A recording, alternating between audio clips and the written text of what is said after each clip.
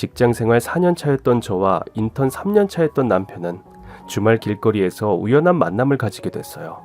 길을 가고 있는데 누가 갑자기 절 불러 세우면서 다급하게 쫓아왔는데 그게 바로 남편이었죠.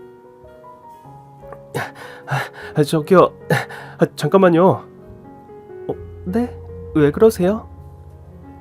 전 처음엔 제가 뭘 떨어뜨렸나 했는데 한참을 멀뚱히 서서 머리만 긁적이던 남자가 그러더라고요. 저 혹시 남자친구 없으시면 그러니까 전화번호 좀 주실 수 있을까요? 네? 저 진짜 이상한 사람 아니고요.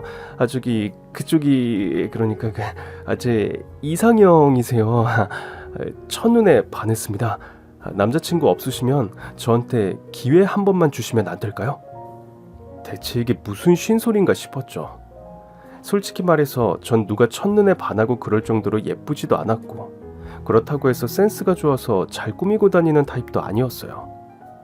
대한민국 회사원 100명을 모아놓으면 그중 90명쯤에 해당될 정도로 엄청나게 평범한 외모의 평범한 스타일이었거든요.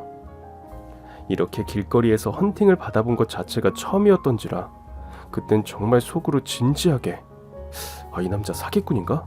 아니면 시력이 많이 나쁜가? 그런 생각까지 했었다니까요. 자기도 민망해서 말은 더듬더듬 하면서도 용기만큼은 어찌나 대단하던지 소리를 버럭버럭 지르는 통에 지나가는 사람들이 쳐다보면서 킥킥대는 게 너무 창피해서 저도 모르게 후다닥 전화번호를 주고 말게 되더라고요. 솔직히 말해서 전화번호 불러주고 30초 만에 후회했고 연락 오면 바로 차단해버려야겠다고까지 생각했었거든요. 그런데 그날 바로 전화가 올 줄 알았던 남편은 3일이 지나도 연락이 없었어요. 역시 장난이었던 게 맞았구나. 그럼 그렇지. 내가 그렇게 길거리에서 헌팅당할 정도로 예쁜 것도 아닌데 하고 실망과 안도를 동시에 느끼고 있을 때 불쑥 남편에게서 연락이 왔습니다.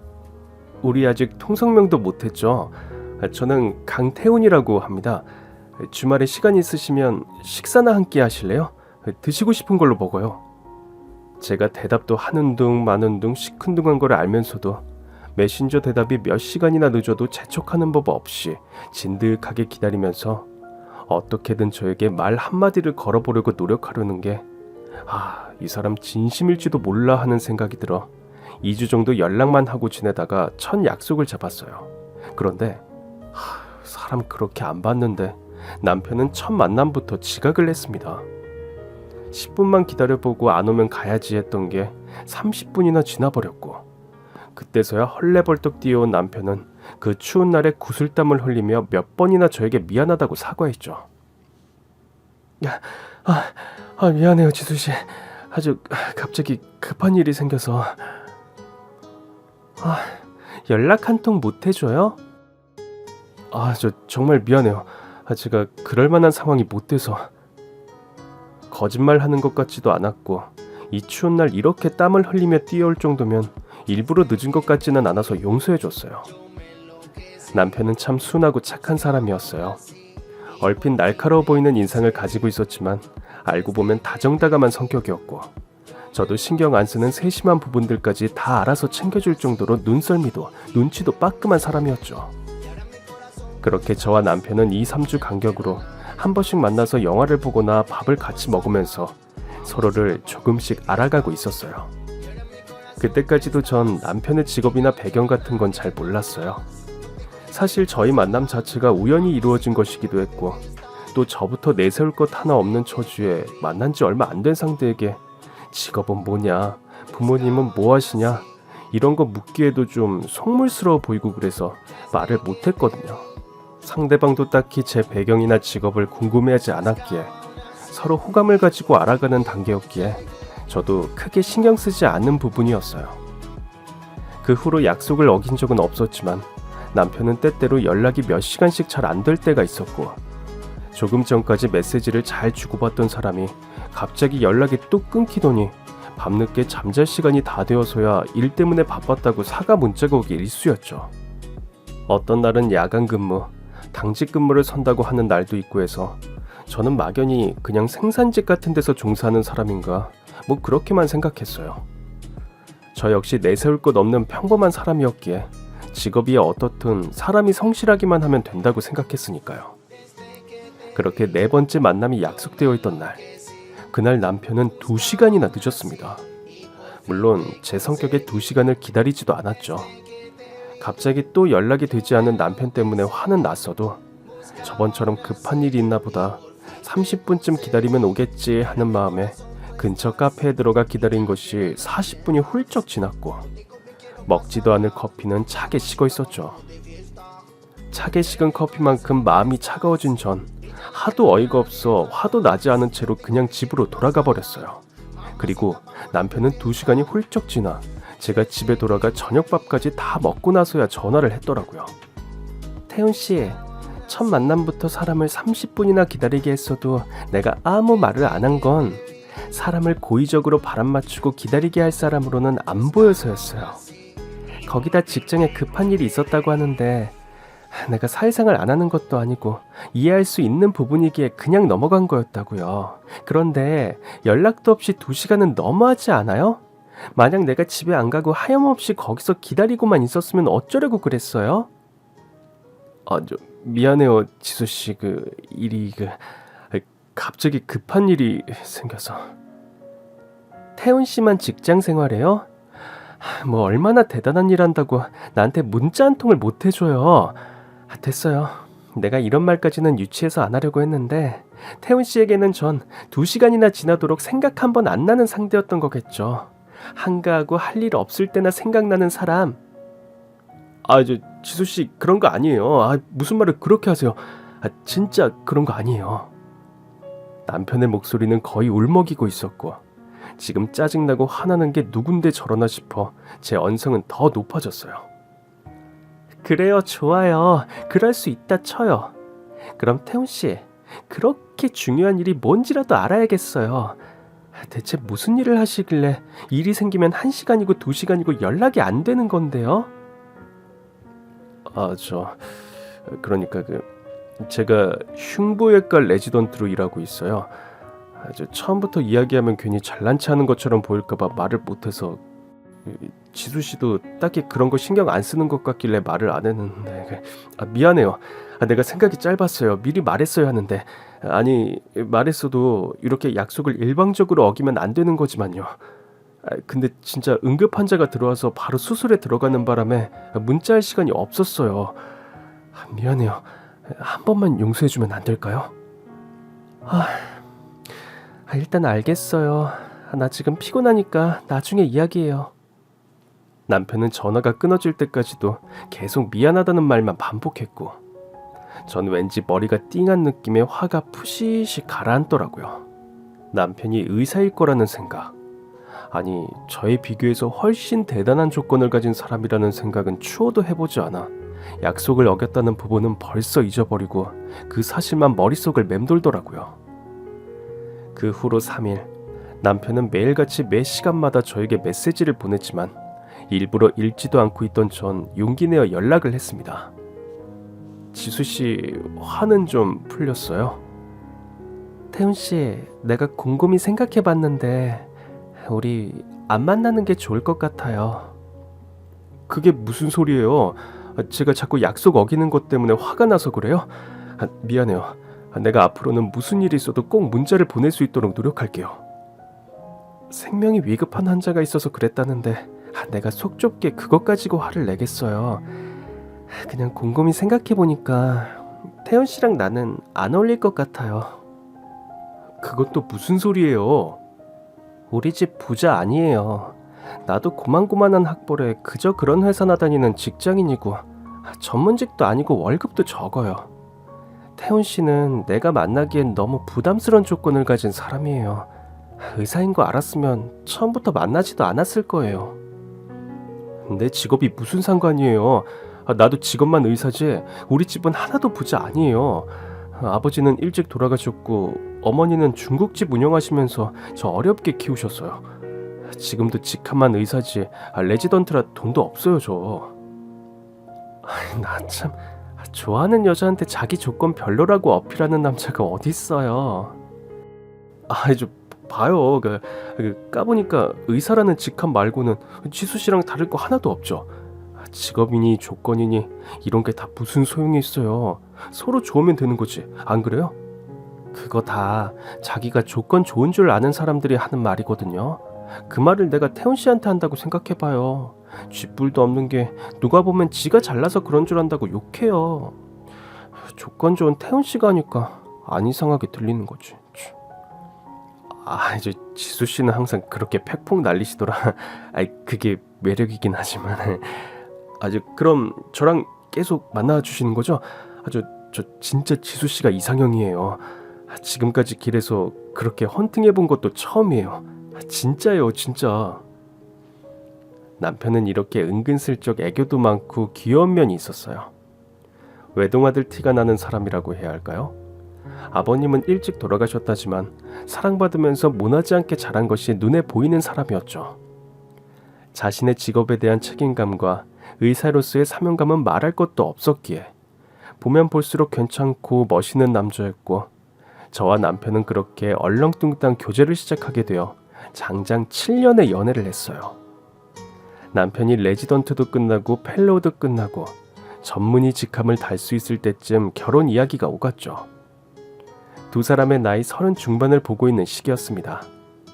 사실 의사 정도 되는 자식을 가진 부모라면 자식의 자식이 비슷한 직업이나 경제적으로 좋은 조건을 가진 사람과 만나기를 원하는 마음이 있잖아요. 당장 저희 부모님부터도 제가 직업도 없는 노숙자 같은 사람과 만난다고 하면 반대를 하실 게 당연했으니까요. 저라고 그 마음을 이해하지 못하는 게 아닙니다. 때문에 7년을 만나는 동안 숱한 고민을 했던 것도 사실이고요.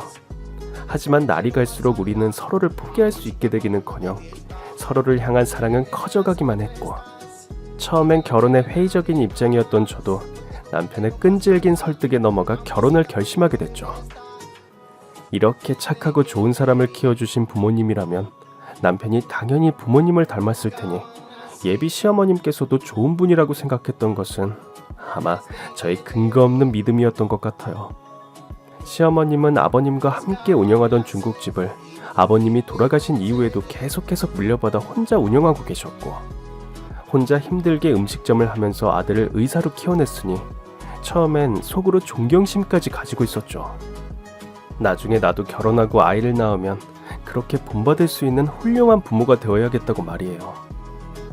하지만 상견례 자리에서 처음 뵙게 된 예비 시어머님은 저의 예상과는 아예 딴판으로 다른 분이셨습니다. 시어머님께서 괜히 딴 데 가서 돈 쓸 것 없이 자신의 가게에서 상견례를 하길 원하셨고, 저와 부모님 역시 이견이 없었기에 상견례는 어머님의 중국집에서 치루어졌어요. 그리고 저희 부모님이 계신 자리에서 예비 시어머님은 망언을 쏟아내기 시작했습니다. 에휴, 아들 녀석 키워봐야 아무짝에도 소용없다더니 남들은 의사 사위 얻는다고 병원 개업에 아파트 한 채는 필수로 가져온다는데, 아휴, 뭐 그런 거 기대할 수도 없는 집안일 게 뻔하고. 제가 직장 생활하면서 그동안 꾸준히 모은 적금도 있고, 태훈 씨 만나고 난 이후에는 결혼 적금도 따로 들어서 집을 사는 건 무리지만 아파트 전세 정도는 제 돈으로 얻을 수 있어요. 어머, 코 묻은 돈 뺏는 것 같아 기분 안 좋다 얘. 아니, 너 처음부터 우리 태훈이 꿰찰 생각에 결혼 이야기는 오가지도 않았는데 대체 언제부터 결혼을 노리고 덤볐던 거야? 아유, 세상에, 태훈아 봤니? 이렇게 공부만 하고 여자도 못 사귀어보고 놀아보질 못한 애들이 순진해요. 네 여자친구가 뒤에서 그렇게 불려시 같은 생각이나 하고 있는 줄 알았니? 어머니, 무슨 말씀을 또 그렇게 하세요. 예비 장인어른 장모님도 듣고 계시는데. 그렇게 따지면 돈은 우리가 더 없잖아요. 그동안 제가 번 돈 대부분 가게 리모델링 비용이며 학비 대출금 갚느라 거의 다 썼고, 지금만 의사지에 모아둔 돈은 지수씨 절반밖에 안 되는데요. 어머, 얘 지금 말하는 것 좀 봐. 누가 들으면 이 애미가 의사 아들 월급 칼치해서 사치하는데 돈 쓰고 다녔다고 하겠다. 그게 다 너 잘되라고 쓴 돈이고, 이 애미가 가게 살려서 너 뒷바라지 하려고 투자한 돈 아니니? 너 무슨 말을 그렇게 해? 네 여자친구한테 배웠니? 아휴, 우리 아들이 이런 애가 아니었는데 어디서 천박한 걸 배워와서는.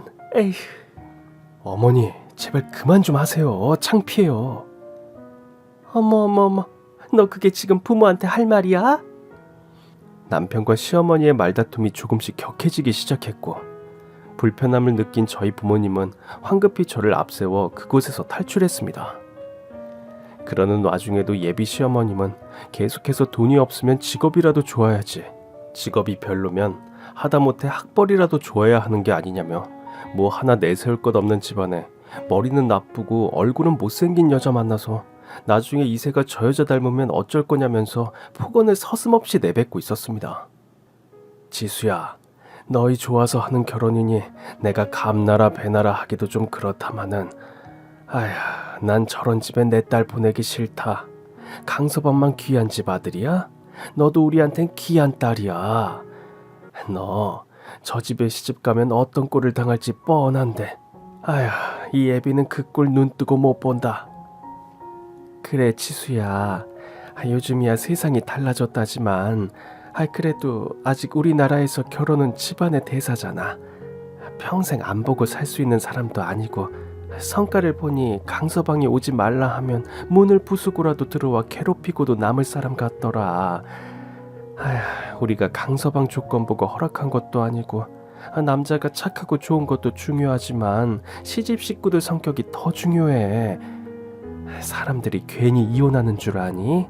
부부 사이 앞만 좋아도 시집이든 친정이든 가족 간의 사이 틀어지면 부부 사이에도 불안하는 건 순식간이야. 모르겠어요 정말. 나도 저런 분일 줄은 상상도 못해서 복잡해. 잘 생각해봐. 강서방이랑 얘기도 확실히 나눠보고. 저희 부모님도 결혼을 물리자는 입장으로 돌아서셨어요. 송충이는 솔잎을 먹고 살아야 한다며 정확히 반반 대출 끼고 집을 사서 신혼살림을 시작해도 꼴에 시자 들어간다고 며느리를 쥐잡듯 잡다가 아들 호래비 만드는 집이 수두룩한데, 결혼 전부터 자기 아들 의사인 곳에 저렇게 어깨 힘 넣고 처음 보는 사람에게 망언을 퍼볼 정도면 결혼 후에는 뭐가 기다리고 있을지 뻔하다며, 차라리 조건이 비슷한 남자를 만나면 부당한 대우를 받아도 큰 소리 뻥뻥 칠 수 있지 않겠느냐면서 저희 부모님은 이 결혼을 다시 생각해보라고 하셨죠. 전 남편에게 그 말들을 그대로 전해줬어요. 솔직히 말해서 남편을 사랑하는 마음은 진심이었으나 전부터 남편과 저의 조건 차이에서 오는 현실적 괴리감에 힘들었던 것도 사실인데, 시어머니 되실 분까지 저렇게 나오시니 저 역시 버틸 자신이 없었죠. 지수씨, 그러지 말고 나만 생각해주면 안 될까? 내가 잘할게. 내가 당신하고 장인 장모님께도 정말 잘할게. 난 항상 당신 편인 거 알잖아. 난 당신한테 어머니 모시라고 안 해.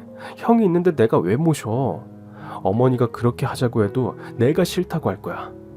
신혼집도 최대한 당신 친정에 가까운 곳으로 얻고, 당신이 싫다고 하면 명절에도 안 가도 돼.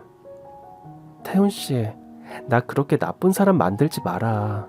어머니 혼자 계시는데 아들이 와이프 때문에 발길까지 뚝 끊으면 결국 미움받는 건 나잖아. 지수씨, 결혼만 해주면 내가 당신 하라는 대로 다 할게. 제발 나 떠나지 말아줘. 나 자기 없으면 못 사는 거 알면서 왜 이래. 남편은 그렇게 자기가 잘할 테니 한 번만 다시 생각해봐달라고 몇 날 며칠을 거의 울다시피 하면서 매달렸고, 내가 사랑하는 남자가 저렇게까지 나오니 아무리 저라고 해도 마음이 약해질 수밖에 없었어요. 그렇게 결국 우리는 결혼을 결정하게 됐어요. 남편은 약속한 대로 정말 친정에 잘했어요. 물론 원래도 착하고 다정한 사람인데다 세심하기까지 해서 덤벙대고 털털한 저와는 정반대였죠. 저는 제 생일조차도 깜빡 잊고 며칠이 지나서야 어라? 그러고 보니 이날 내 생일이었네?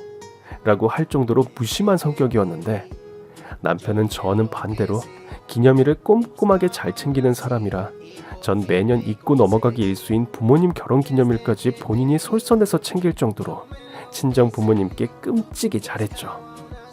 모르는 사람이 보면 사이가 아닌 아들로 보일 정도로 말이에요. 아유, 장인어른 여기서 이렇게 다 뵙고. 아유, 나 참 언제부터 여기서 몰래 기다리고 있었던 거야? 기다리기는요. 저도 우연히 지나가는 길이었어요. 진짜로요. 그러지 말고 이렇게 우연히 만난 김에 남자끼리 든든하게 식사나 하고 들어가실까요? 지수랑 어머님 몰래 세주도 한잔 어떠세요? 아유, 나 참 여우 같은 마누라 토끼 같은 자식이라더니 지수가 여우 같은 남편을 얻었구만. 칭찬 감사합니다, 장인어른. 저와는 달리 능글능글 애교 많은 성격이다 보니 저와 비슷하게 약간 무뚝뚝한 면이 있는 저희 부모님을 남편은 순식간에 사로잡았죠. 다달이 용돈도 보내주고 무슨 날만 되면 누구보다도 먼저 알아서 챙기고 무슨 날이 아닐 때도 생각나서 샀다, 지나가다 들렀다면서 선물도 보내고 알아서 챙기니 그 누가 남편을 미워할 수가 있겠어요. 제가 불편하고 싫은 건 싫은 거고 남편이 이렇게 친정과 저에게 잘하니 저 역시 시어머니를 모르는 척 할 수 없었죠. 남편에게 받는 만큼 잘하기 위해서 저 역시 무딘 노력을 했습니다. 하지만 전 처음부터 어머님 성에 안 차는 며느리였던지라 뭘 해도 부족했고 얼마를 들여도 모자랐어요. 남편이 전문의가 되면서 연봉이 크게 올랐으나 당분간은 집살돈과 노후자금, 미래의 우리 아이들을 위해 돈을 모아야 하는 상황이었던 데다 돈을 그리 많이 버는 건 아니었어도 제가 사회생활 하는 걸 좋아했기에 남편 역시 제가 직장생활을 계속하는 것에 대해 전혀 불만이 없었죠. 사실 남편은 장남인 형이 있으니 자신은 괜찮지 않겠느냐며 아이 없이 딩크로 사는 것도 진지하게 고민하는 눈치긴 했어요. 제가 아이를 꼭 원한다면 자신도 좋지만 그게 아니라면 노후자금 열심히 모아 우리 둘의 인생을 즐기면서 사는 것도 나쁘지 않을 것 같다고 말이죠. 사실 이미 둘 다 30 후반을 바라보고 있는 처지였기에 결정을 하려면 빨리 해야 하는 상황이었고 저 역시 주변에서 늦음하게 아이를 낳아 고생하는 사람들을 여럿 봐왔기에 차라리 지금이 낫지 않을까 하는 생각도 했던 게 사실이고요. 하지만 어쨌든 시어머니의 입장에선 하나부터 열까지 다 마음에 안 드셨던 거겠죠. 사실 옛날 분들이야 결혼을 하면 아이를 낳는 것이 당연하다고 생각하시니 그 부분은 서로의 입장 차이라고 생각할지언정 시어머니의 문제는 다른 곳에 있었습니다. 제가 남편이 친정에 챙겨주는 걸 받기만 하기도 미안하니 시어머니께 용돈이라도 챙겨드리려 하면 이런 말들이 돌아오기 일쑤였죠.